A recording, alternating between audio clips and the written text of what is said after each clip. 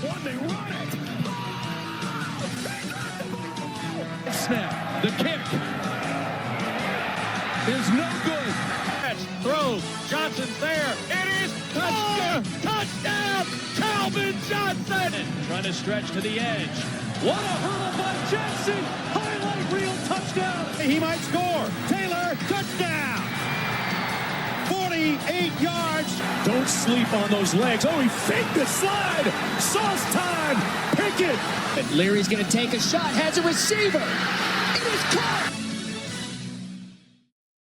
Hey guys, welcome to today's video where today I will be breaking down the top 10 games in conference for the ACC. They will be listed 1 to 10, but those aren't listed in order of importance. You know, I don't think number 1 is more important than number 10 or anything like that, or that it's going to be a better game when we actually get to it. These are just the 10 most important games for the ACC championship race, with the consideration of who I think the front runners are, who ESPN and all the pundits think the front runners are, and which games are really going to affect the teams that people think are going to be contending for the ACC championship at the end of the season. So let's start off with number 10.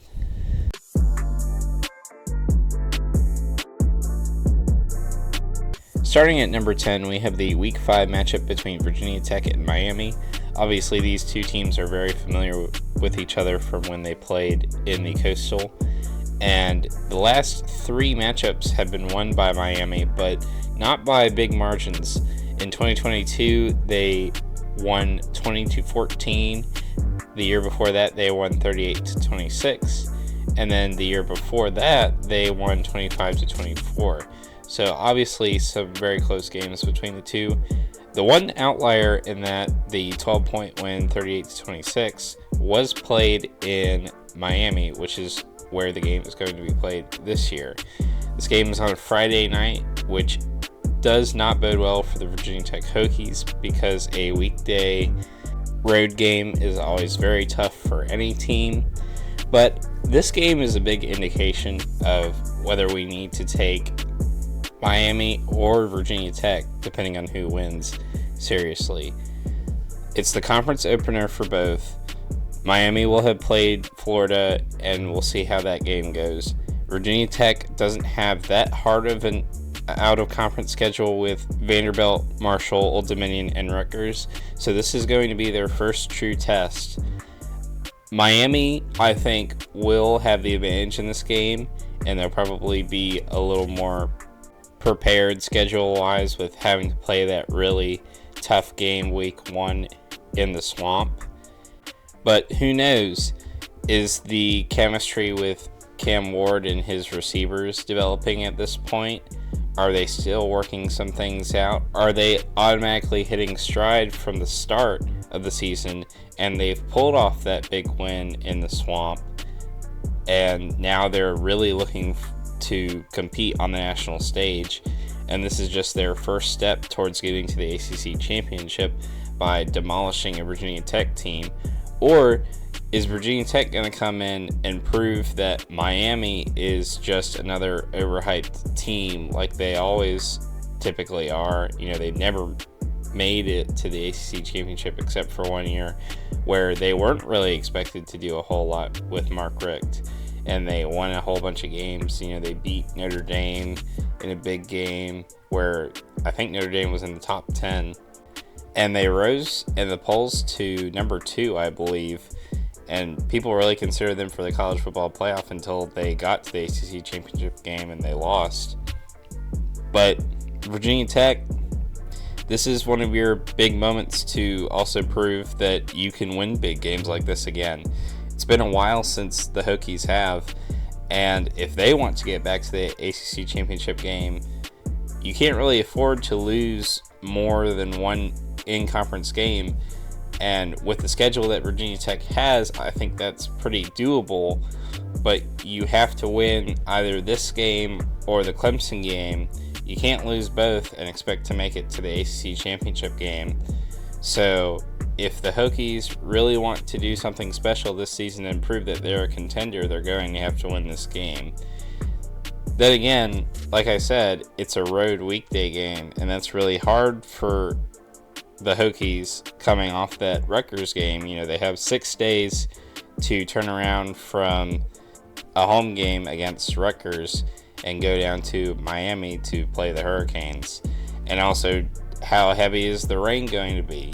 That's always a factor. As you can see in this game footage, there was a hard downpour that affected the game for at least 7 minutes, and you don't really know what's going to happen with South Florida weather. It practically rains every day, so does that make it harder for Cam Ward to throw the ball? Does that make it harder for Kyron Drones to throw the ball? So a lot of factors going on in this game with when it's scheduled, where it's being played, what the implications are for the ACC championship, and beyond that, playoff. You know, if either of these teams wins the ACC championship, then they're going to the playoff. So a really interesting and exciting game. I think this is definitely deserving of a top 10 spot. And it's going to be very interesting to see how these teams react, whether they win or they lose throughout the rest of their schedule.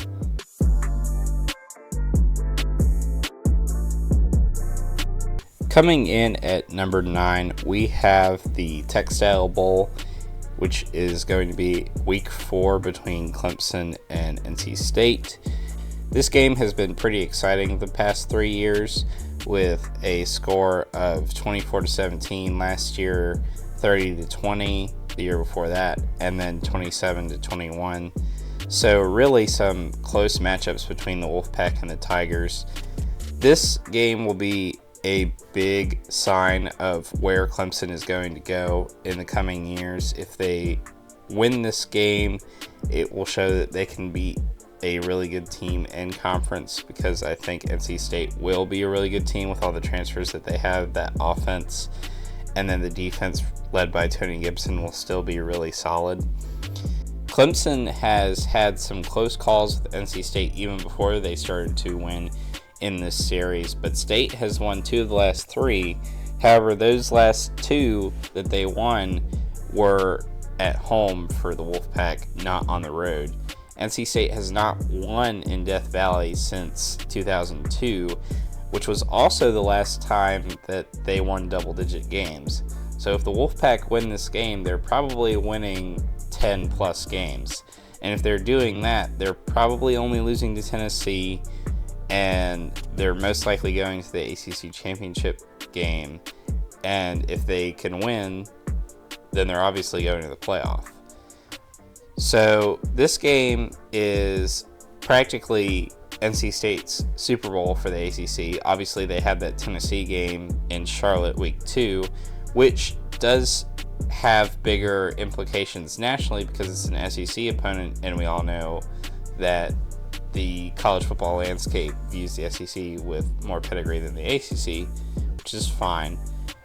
But make no mistake, NC State has a path to the playoff even if they lose that game in Charlotte week 2, because if they can win this game, that's a really credible win for them, no matter what Clemson does the rest of the year, because winning at Clemson is really hard no matter what you think of the team year to year.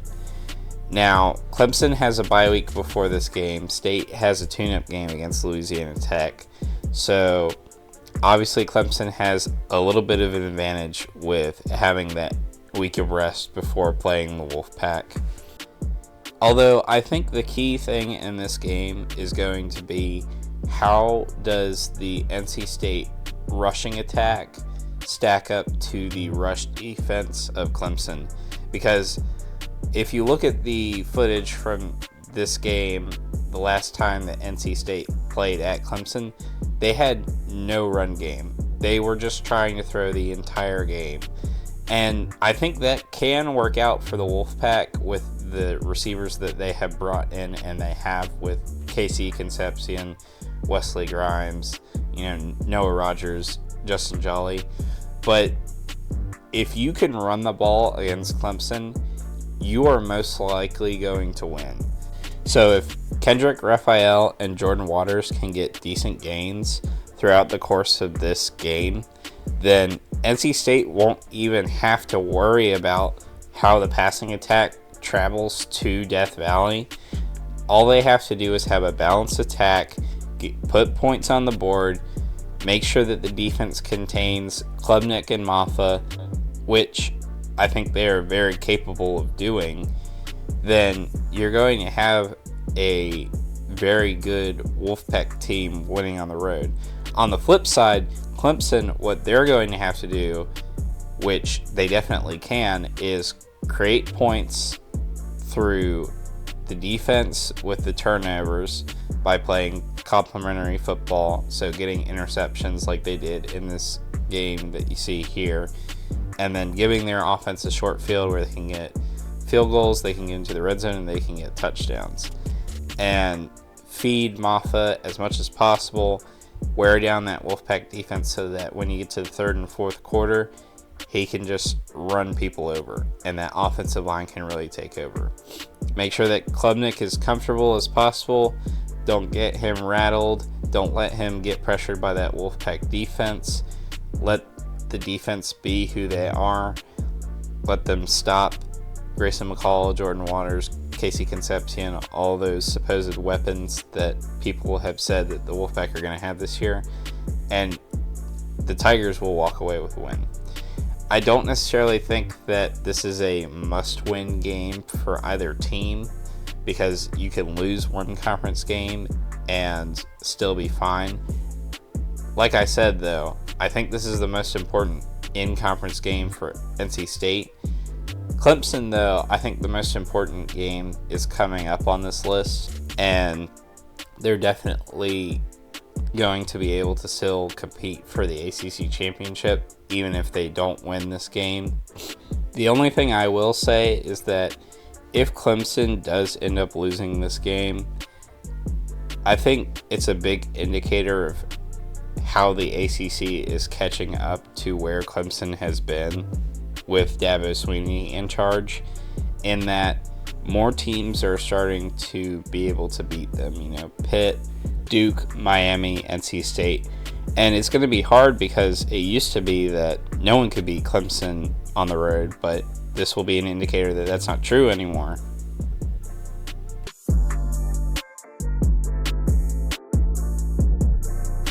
Number 8 on this list, we have the Week 9 matchup between Florida State and Miami. Always a big game in the ACC. Doesn't always live up to the hype, and I'd like to say that for the footage for each game, I took the teams matchup the last time they played in the location where the game is going to be played this year. So that's why it's not last year's game. I apologize to Hurricanes fans. I didn't mean to make you relive trauma like this, because this was a blowout loss for you in this rivalry game. But typically this game is very close, barring a few matchups. But this game comes in a very tough stretch for Miami, where they have to play Louisville, Florida State, and Duke, and then Georgia Tech. So you've got some teams in there that are contending for the ACC championship, FSU and Louisville. So a very tough stretch, but I'm not concerned that you're going to overlook this game or anything. It's just, can you perform week to week against these very tough opponents that are also trying to compete for a championship? At Louisville, that's going to be difficult. Florida State is obviously going to be a difficult opponent. And then at Georgia Tech, could be a trap game. You never know. You don't know what you're going to get out of Georgia Tech. If you're ranked, they'll probably play you pretty hard. And, we saw what happened last year between Miami and Georgia Tech. But I digress. It's probably the biggest Miami-Florida State game in 8 years. And 8 years ago, in the 2016 game, that was the last time that both teams were ranked in this matchup. Florida State was number 23 and Miami was number 10, and it was a 1-point game, as close as it can be. So I probably expect that to be the same this year. If Miami beats Florida, week 1 and then they beat Virginia Tech and Louisville, then they're definitely going to be ranked, because I don't see them losing to Cal. I don't see them losing any of their other out-of-conference games. So they'll be undefeated going into the Florida State game. And then Florida State, they have Georgia Tech, which people seem to think that they can trip up to them. I think that's very much possible, but I don't think that's going to happen. They do have the Clemson-Florida State game 2 weeks before the Florida State-Miami game. And although I expect Florida State to win that game, you never really know. But this definitely could be a matchup between two undefeated teams that are ranked within the top 10. I think that's very much possible, and that would be a very big Miami-Florida State game. And you never know with the way the conference is going to play out this year. This could be a matchup that we see again in the championship game, but definitely a high anticipation for this game. I think it'll be close. I think they're both going to be very good teams, nationally ranked, and it will be very hard for me to miss this game. I'm definitely going to be in front of a TV when these two teams play.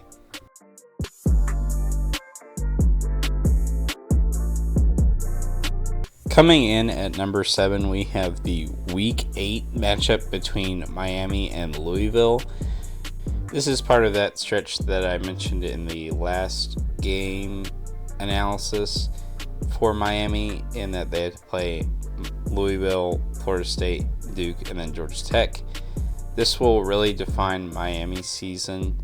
It's Miami's tough road game in conference. Obviously, they have that week 1 game against Florida at Florida, but as far as ACC play, this is definitely their toughest road test.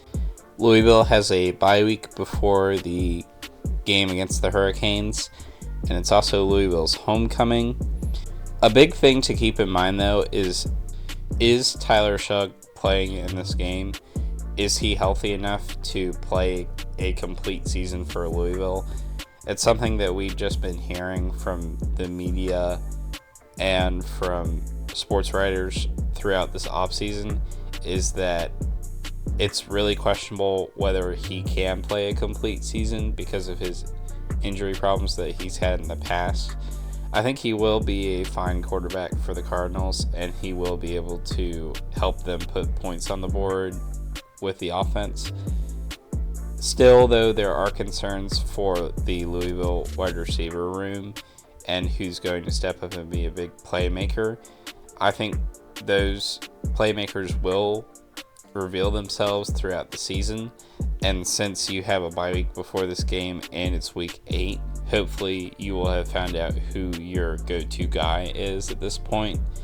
But big concern, obviously, for the durability of Shugg throughout the year.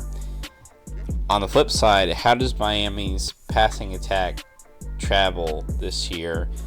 Obviously, we're going to find out pretty early week 1 with that matchup against Florida, but if they do struggle in week 1, even if they win that game, how do you match up against Louisville and that defense that they have that's been pretty good for the past couple of years throughout, Satterfield's time there and now Braum?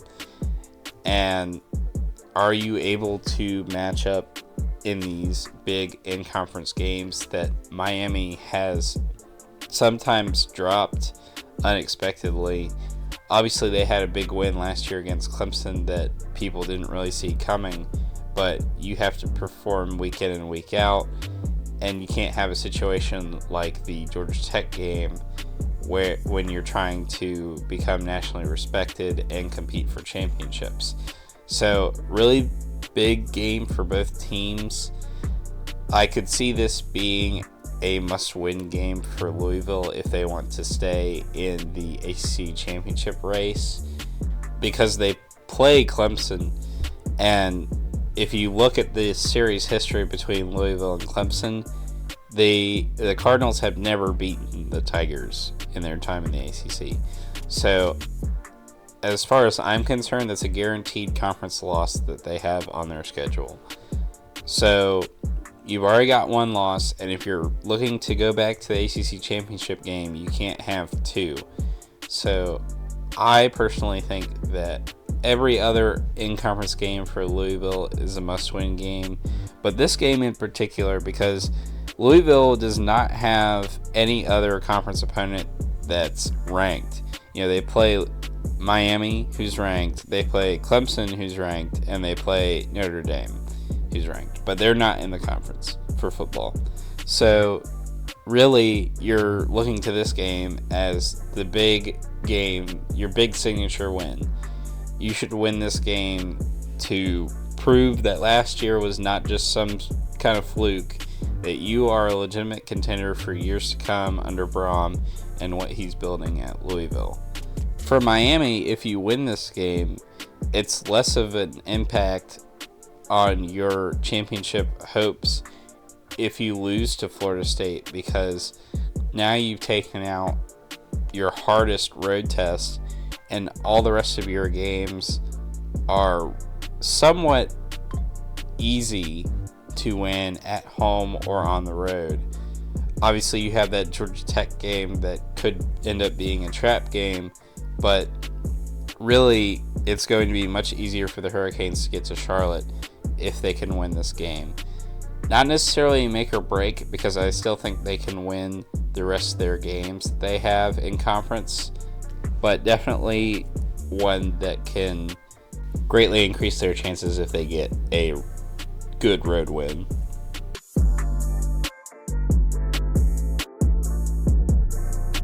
Coming in at number 6, we have the Week 6 matchup between SMU and Louisville. This is a long way to travel for the Mustangs in their first season in the ACC, as they're trying to make a name for themselves in a power conference. And it's going to be a very interesting matchup, because it's going to be a most likely bounce back week for both teams, with Louisville coming off a loss to Notre Dame. Obviously, the Cardinals beat the Irish last year at home, but they have to go to Notre Dame Stadium this year, which is a very hard place to win. And I don't expect them to have a team that will be able to go into Notre Dame Stadium and beat the Irish. But I think they will be a good team. That I'm not trying to take anything away from Louisville and what they're expected to do this year with Shug at quarterback and that defense. I think they can very well go to the ACC championship game again, possibly win it and make the playoff. I just think that Notre Dame is going to be a really good team this year as well. And then SMU will most likely be coming off a loss to Florida State. I know they get them at home, and we'll be talking more about that Florida State game later on, because that is another one of the games on this list. But I fully expect SMU to have a close game against Florida State and lose. Maybe an emotional loss, more so than the Louisville-Notre Dame game. And looking to see how these teams respond to a loss, particularly for SMU, because that's going to be their first ACC conference game against Florida State. And do they get dejected after an emotional loss to a really good team, and then they have to go on the road to Louisville, who is a contender in this conference, as we saw last year, and has a very good team to do it again this year? And how does Preston Stone, how does Rhett Lashley, how does that offense, how does that defense that, has some concerns at the defensive line position with rotating guys in, respond to a road test after a tough loss like that? And then on Louisville's side, how do they handle that SMU offense with all those weapons, those running backs, those receivers in that passing game that has really excited a lot of people in the media and the Dallas area for how they're going to match up against Power 4 competition? And so you've got a really interesting crossroads of a game here where the team that loses is pretty much out of the ACC championship race. Louisville, I know, will have a loss to Notre Dame, but I'd really expect that if they lose to SMU, they're probably losing to Miami and a few other teams.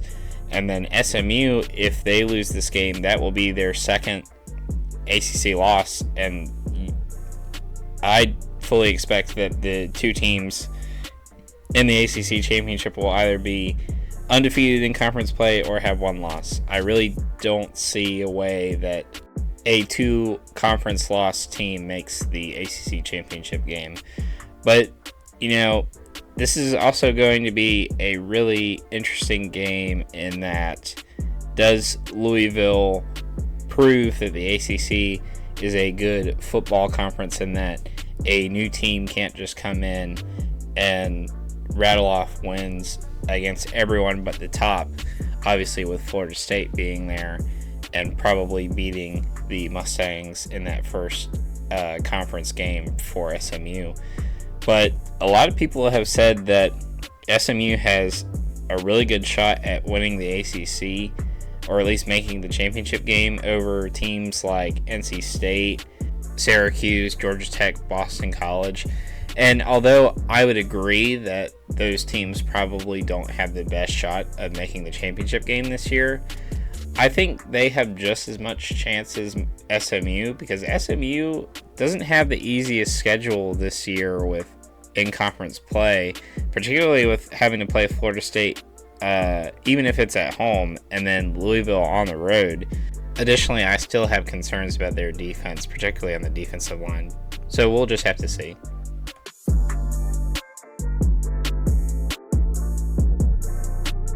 Coming in at number 5, we have the Week 11 matchup between Clemson and Virginia Tech.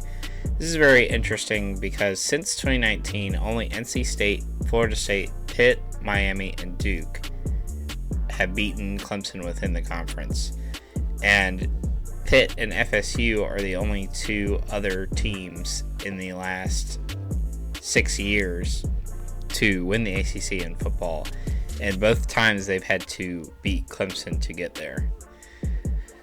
Obviously with Pitt, though, you had the situation with the divisions for them to get to the championship game. Florida State last year, there was one single block for the ACC in terms of standings that determined who got to the championship game.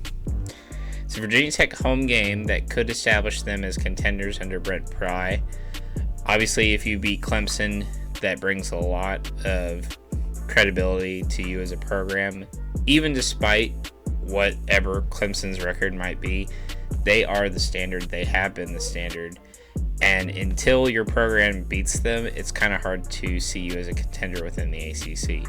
And you saw that with, like I said, Pitt and FSU. NC State is now considered a contender, and they've scored 2 victories in the past 3 years over the Tigers. And Miami is considered a contender. They had a big win against Clemson last year in an overtime win. Duke, not so much. If Elko was still there, I think they definitely would be considered a contender for the ACC championship game. But since all that happened with Manny Diaz coming in, you know, the program is basically starting over again. But still, it was a very important win for Duke. It more or less probably got Elko the job at Texas A&M, him beating Clemson in that game. And it's probably going to be a night game for Virginia Tech. So a lot of energy. The home crowd's really going to be excited. I think this will be an important game to reestablish Lane Stadium as a place that teams fear to go. And that's kind of been missing from Virginia Tech football for quite a while. Teams obviously don't like going there because of, you know, how enthusiastic the crowd is about the game. You know, they really care about football at Virginia Tech. It's a very passionate fan base, and they get really loud. It's one of the loudest stadiums in the ACC and the country, but they haven't really had any bite to their bark. You know, it's mainly just noise rather than the actual team that they are facing when teams go in there. And so scoring a really good victory against Clemson will help the Virginia Tech program, regardless of how their season goes with the ACC championship race, getting to Charlotte. If you can simply get this win and you have maybe an 8, 9, 10 win season for Virginia Tech, I would consider that a victory for the football program. I know that's probably not what Virginia Tech fans want to hear, but I think that really is the case for them. I mean, you went 6-6 last year. Obviously, there's a lot of returning starters that brings a lot of promise, but saying ACC championship or bust can really hamstring your program if that's the actual expectations that you have. And if you don't meet that, you fire a coach, and then you fire another coach, and then you fire another coach, and then now your program's at the very bottom of the basement because no coach wants to take that job because they just know the expectations are too high. And I'm not saying that's where Virginia Tech is. I think Justin Fuente obviously got them to the ACC championship game and didn't really perform after that. And then Brent Pry came in, and he's obviously got them more excited about the football program, somewhat back to the levels where Beamer had it. This is a pivotal year for him with all these starters, and I think expecting a 8, 9, 10 win season where you have some really good victories, particularly over Clemson, is a realistic expectation. And if that does happen, then Virginia Tech will end up being a contender in the ACC again. And then for Clemson, this is simply just proving that you are still the standard and why.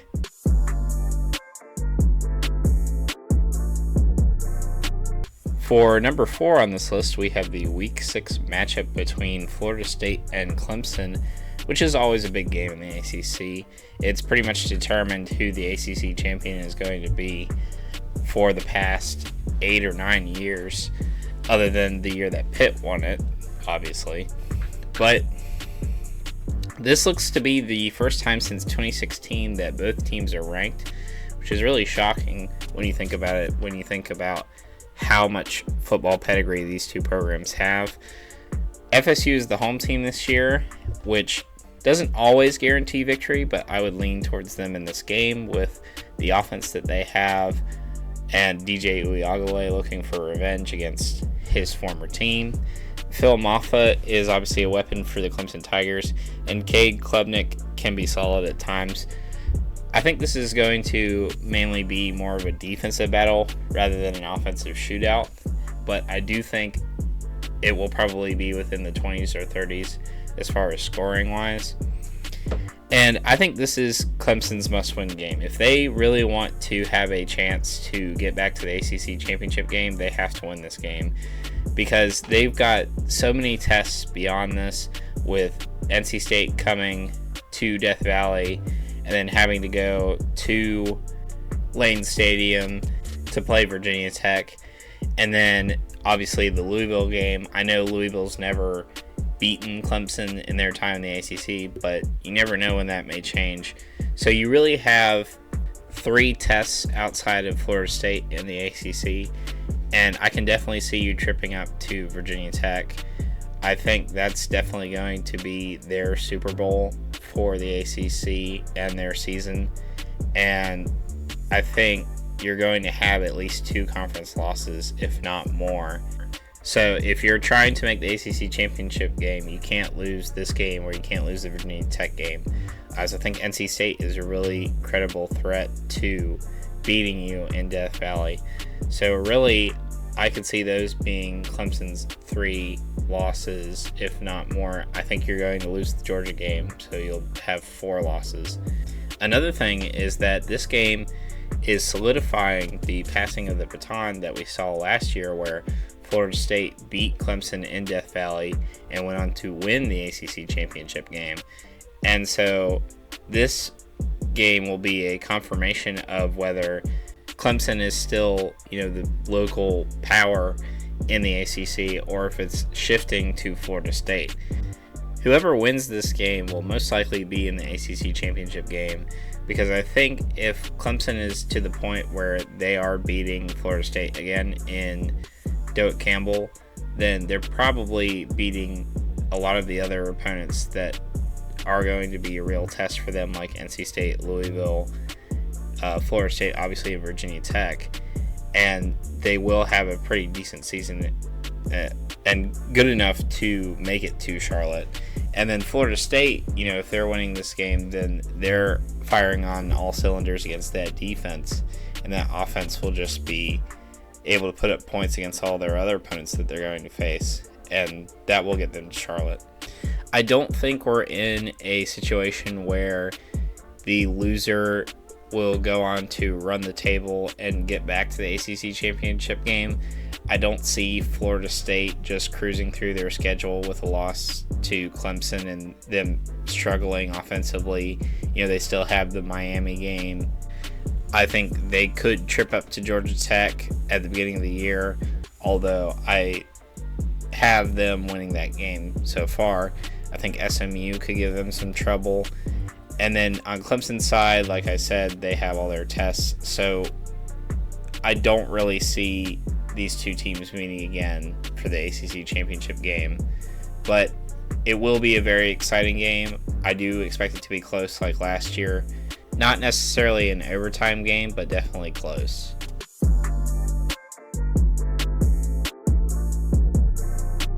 Coming in at number 3, we have the Week 5 matchup between SMU and Florida State. This is an interesting game simply because it's SMU's conference opener in the ACC in their first season. It's a long way to travel for Florida State, and there's a lot of elements from the week before, particularly for SMU, that could play into this game, particularly the fact that SMU plays TCU the week before, and as you know, that's SMU's big rivalry game for the local area. And how close is that game? Is that a really emotional win for the Mustangs, and they have to come back the next week and play Florida State, who is the reigning ACC champion and looking to get to the playoff by repeating and getting that automatic bid?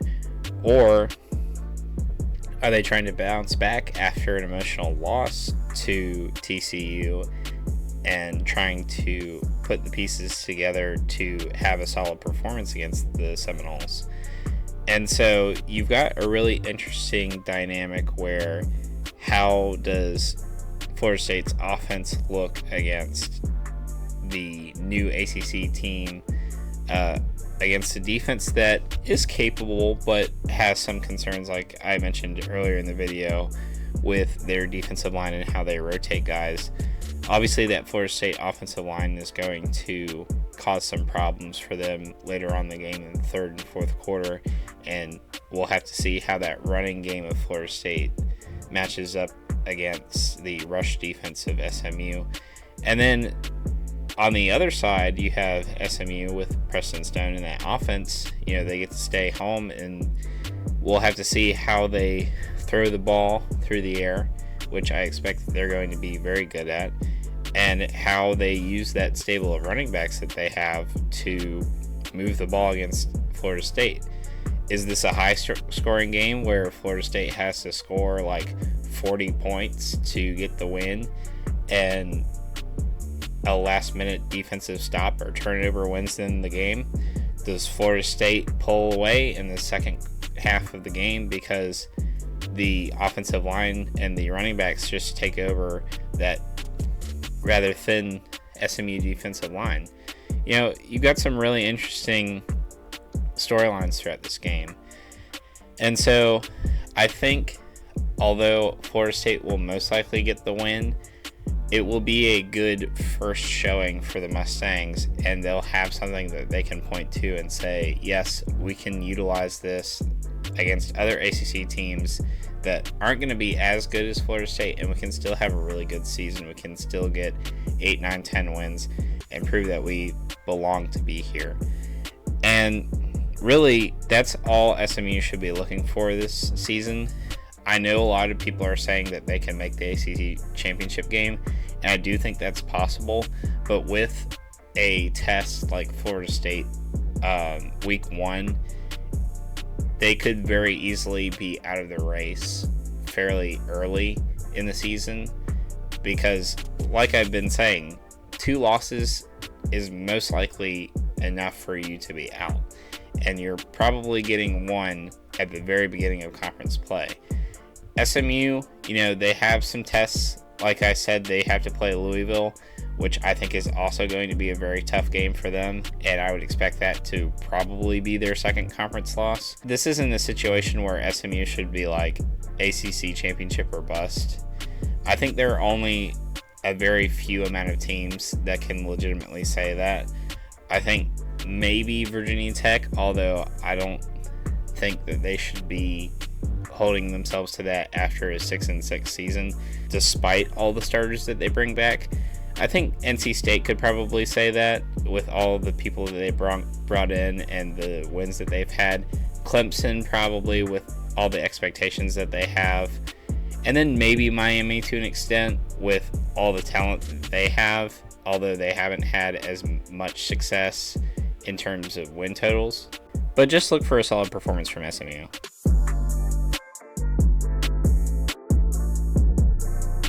For number 2 on this list, we have the Week 13 matchup between NC State and Georgia Tech. This game is obviously a trap game for the Wolfpack, as you can see from this game footage that they fell victim to the last time that these two teams played in Atlanta. It's a Thursday home game for the Yellow Jackets, and it's going to be really interesting to see whether Georgia Tech is fighting for a bowl spot or a conference championship. Obviously, they have a lot of tough games this year, with Florida State being their opener, and then they have a road game against Syracuse that could be difficult. They have a road game at Louisville. They have a road game at UNC, which I would expect them to win because they've been handling UNC pretty well. They also have to go to Lane Stadium and play Virginia Tech. And then they play Miami at home, and then they play NC State. So obviously a very tough in-conference schedule for the Yellow Jackets. But if everything goes right, let's say some things go their way, they get a little bit lucky, they catch some teams that are flat when they play them, and they could be in the race for the ACC championship. But again, that's only if things go really right for them. Or they could be fighting for a bowl game. They could have 5 wins at this point, and they're looking for that 6th. And the next week, they play UGA, which I wouldn't expect a victory. So they'll be fighting extra hard to get that extra game at the end of the year, which is really important for a program like Georgia Tech. And then on the other side, is NC State playing for a 10-win season? Or in addition to that, are they playing for a trip to Charlotte? And are they ranked? Because, as you know, Brent Key always brings out the best in his teams when they play a ranked in-conference opponent. We saw it against Miami. We saw it against UNC. We've seen it against Pitt. So we'll just have to see how these two teams are doing in the end of November and how big a game this is. This could be a really exciting matchup between two really, really good offenses, with Grayson McCall leading the passing attack for Casey Concepcion, Noah Rogers, Wesley Grimes, and then obviously the running backs Kendrick Raphael and Jordan Waters, and then you also throw in that tight end Justin Jolly. And then for Georgia Tech, you have Haynes King, who is a really dynamic dual threat quarterback, and then you have Jamal Haynes at running back, and then Eric Singleton Jr. So really, you just have a lot of weapons on both sides of the ball for each team, and I would expect this to be a bit of a fireworks show. I think the NC State defense will probably have a rough game against this offense, and obviously Georgia Tech has had some defensive problems under Key and his staff, particularly like the Bowling Green game or the Boston College game last year. So I could definitely see this game being in the 40s very easily. A lot of points being scored, a lot of yards thrown and rushed for, and it should be a really exciting fireworks fest. Definitely throw this game on if you're looking for a weekday game. It's on a Thursday, like I said, so try, if you can, get off of work, watch this game. It's going to be a lot of fun. I do think that Georgia Tech will have enough to play for to get the win against the Wolfpack. But obviously it's going to be very close. This game could go either way in my mind. And with my prediction for NC State and how they're going to do, I still have them going to the ACC championship game despite this loss, because I had them winning in Death Valley, and the rest of their conference schedule isn't too difficult. They do have a game against UNC on the road, but if you know anything about that rivalry, they've won the last 3 straight. They do have Syracuse coming to town, but it's at home. Carter Finley is a very hard place to play, and Syracuse has a first-year head coach in Fran Brown, so I don't expect that to be much of a struggle, but I think this is their real in-conference test.